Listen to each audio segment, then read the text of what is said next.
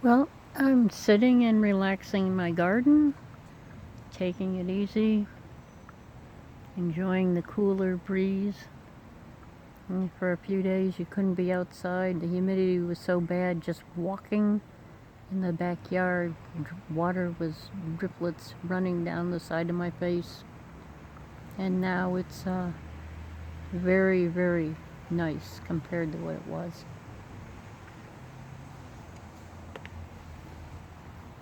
A lot of the plants are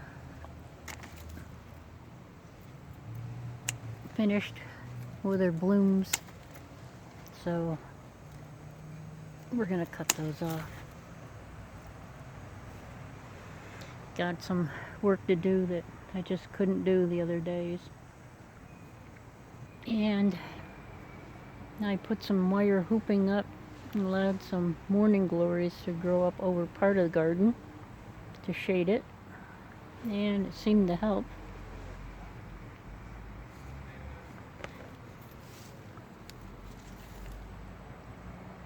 And got some squash, little ones, but they're starting to produce. And I was getting a little bit worried because so many things, when we had a few hot days, started to look a little crispy. If it wasn't for that storm coming up the coast, I don't think we'd even have the nice cloudy, partly cloudy day that we had today, and a little bit rain last night. So we got one sunflower out of 6. The other ones, for some reason, just didn't do well. Our giant marigold, I cut a flower off for floral arrangement. And then the cucumbers, which are looking okay in some places. But when you look where the sun comes over, they're scorched. I quit putting the sheet over them. I almost gave up and bought new cucumber plants, but then they didn't have any, so I decided, well, I'm gonna stick it out with these, and this is what I found in the garden today. At least it's one. The other ones are starting to fill out. They're little cucumbers. So hopefully we'll get a few more. But even after all that rain last night, I had to water the bucket today to get the leaves to come back up.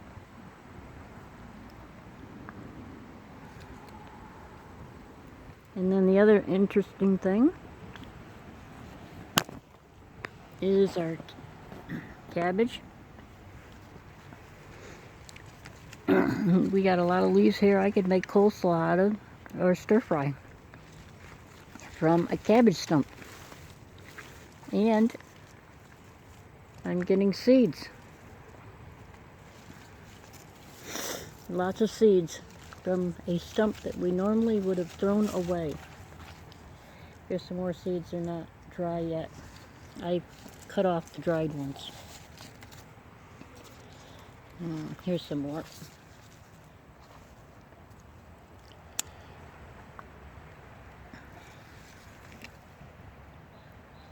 So, some of the tomatoes are starting to get pretty good size. This one, I think, by the size of the top, it's going to get bigger before it turns color. And then the grape tomatoes, off in the distance, those were supposed to be grape tomatoes. Apparently they're not. But somebody else told me their grape tomatoes did the same thing. So, and the marigolds on steroids. I've never had marigolds get 4 feet tall before. And the beans, these are shell beans, so I'm going to let them dry in the pods. And they're still producing flowers, so I'm just going to let them go. Because we've tried eating some of them even when they're smaller, and they very fibrous, so I prefer to let them just get that wet. So we'll leave them go. I prefer Blue Lake beans. Here's another giant marigold I planted to have flowers to attract pollinators. And are in with our okra. And the okra is starting to show flower heads. Let's see if I can find one. Here's one. Yeah, that one's ready to pick. Yeah, okra, that's how it grows, kind of like upside down. So we're doing good. And we've got one. And I did thin this out.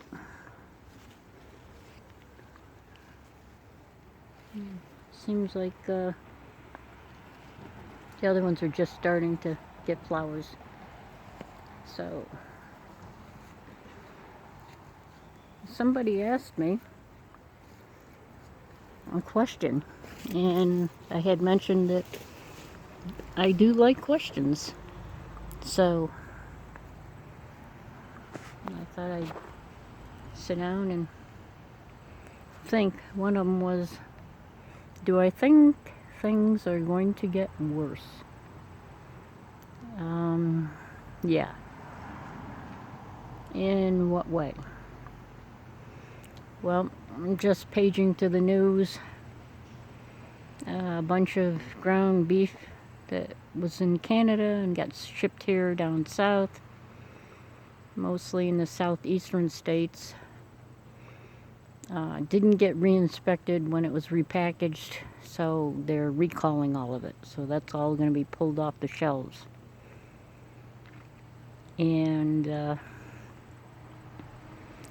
there's, I think they said 52,000 pounds. That's a lot of meat to take off the shelves. And it seems like it never ends lately. Many reasons why there's shortages. When I go to the store, the craft section of the store was bare. There was things there that I needed. Fortunately, I found exactly what I wanted, but 80% of it was not restocked. And the other pegs had maybe one or two items each. And it makes you wonder. There's a lot of people out there, still trucking and shipping and moving stuff. Why it's just not in the stores. So I know people are prepping, but there's a lot of people buying extras of things, but it's just something can't explain. The solar activity, I watch a couple channels who follow that, and the seismic and volcanic activity. And the USDA puts out movies when like Hawaii goes off. And there's Dutch Incense who does the whole globe. But lately he's been on another channel. He only puts out when there's one like a 5865 or something like that. And last week we've had like 8 or 10. And all along the plate lines of the Earth. And I'm watching this. We're not seemingly having the breakthroughs of lava close to the Earth in the southwest that was causing some of the fires, or bubbling of the volcanoes over in that area. But there's a lot in the Philippines, Alaska, Japan, over near Greece, the Antarctic, Iceland, and even the North Atlantic Rift had a few tremors off and on, up and down along the rim, deep in. So a lot of activity still, higher activity. And for us that don't feel any of that, or it's so minor that we don't even realize that there's anything happening to us, out of sight, out of mind, doesn't exist. So I watch that. I watch my bedroom window. We have a big bay window. So when the sun comes up 4 feet on the opposite side of the window in the morning from the previous morning, you can't help but notice it. And it shifted like that last week. And then when it shifted back, we had this giant heat wave for a couple of days. It burnt up a lot of stuff. I had to literally go out every noon and spray over the top of the garden to keep it from burning up from the UV. And it did a good job. It helped. So, and I've noticed other people who have gardens where they're growing hummingbird vines and things 6 feet above the whole garden beds. They're 4 feet wide, and they look like they're maybe 10 feet long. And the gentleman had his whole backyard done up, so I couldn't help but stare. He finally came out and told me, I have to come back sometime when it's really doing well, because it was in January, late January.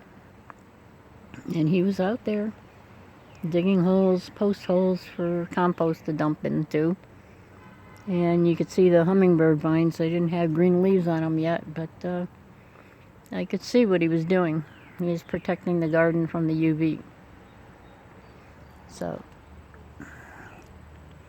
right now, being able to sit outside, and normally I have my garden trimmed very nicely, but I was recovering from being sick last month, and then slowly got better, and then finally the heat got better. So what I was doing is my everyday chores and doing things like sprinkling the garden and basic things I had to do, throw a little topsoil, move things in and out of the sun, doing my shopping, coming home, and trying to get some rest, watch a few TV movies, and think about things and reading the news. And it just seems to me a lot of people are so angry. There's so many crimes out everywhere, not just where I live, but everywhere. I'm so used to, a year and a half ago, the worst crime was maybe a DWAI, or shoplifting at the major big box store. And now I'm seeing screaming and yelling, people being arrested for road rage. And it seems to happen in groupings. It's a really weird thing. And domestic violence, about a couple weeks ago, there was a mass of them. Now, hardly nothing. And then road rage. And cars crashing. Now it's not road rage, but cars crashing. Losing control on the road. So I've been looking at all this and watching the solar cycles and wondering if there's anything with that, or when seismic activity, and even the Schumann resonance. That's what they call the heartbeat of the Earth.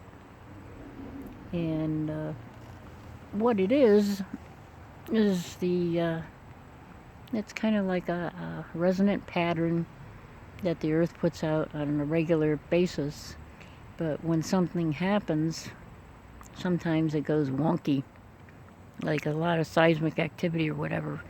But for about 3 months in a row, around the 18th through the 21st, especially on the 20th,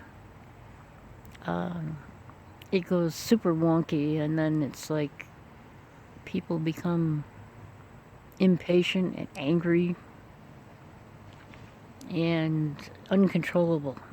And if you were to say you don't agree or you don't like applesauce, they might divorce you over that. Or one woman said she was having a baby and her boyfriend chased her down with a butcher knife. And another one, it was like 24-hour period, got choked. It was just unbelievable. So sometimes I hate to even read. I don't even read the articles. I scan, see what's happening, and then I look at everything happening to the Earth and wondering if some of it isn't just irritability or fear. Some of it is just because we have our faces in our phones, but not to look up actual science articles or news articles or people that do the science research, or they'll listen to one opinion. And even if something sounds a little off, they don't question it or think about it or do the research. They just think, oh, well, that's wrong or that's bad. And it's extreme. It's not, well, I don't agree with that. It's, you must agree with that, or, we're enemies. Like talking to a Russian spy or something. And I just ask people to sometimes just think. People say things, and sometimes it's because they just don't know.